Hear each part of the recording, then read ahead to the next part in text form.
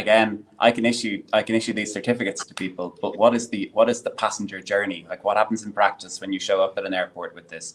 There have to be pre-departure checks, because you can't be sending people home routinely for showing up with the wrong piece of paper at the other end. So that has to be done at boarding, and then at the other end, then there has to be somebody who's checking.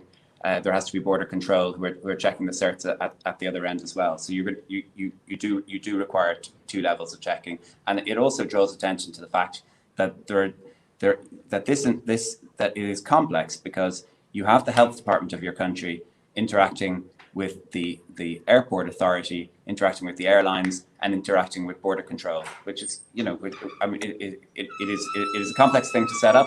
But in fact, what is happening at the moment is something similar, but much less efficient, where people are trying to check negative PCR tests. There is an infrastructure for that.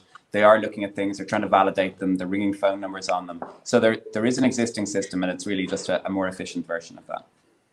So at departure, for people arriving, traveling out, who will be overseeing this? So what's envisaged at the moment is that it is at check-in. So it is the airline at check-in who will be checking. But as Monica said, the Council of Ministers is evolving policy rapidly, and it is a changing situation. It's also a changing situation of reducing risk all the time.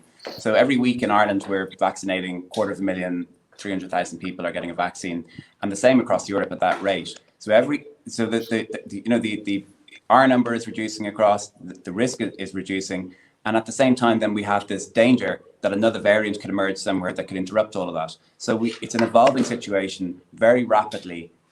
Rules are changing, policy is changing, and it's difficult to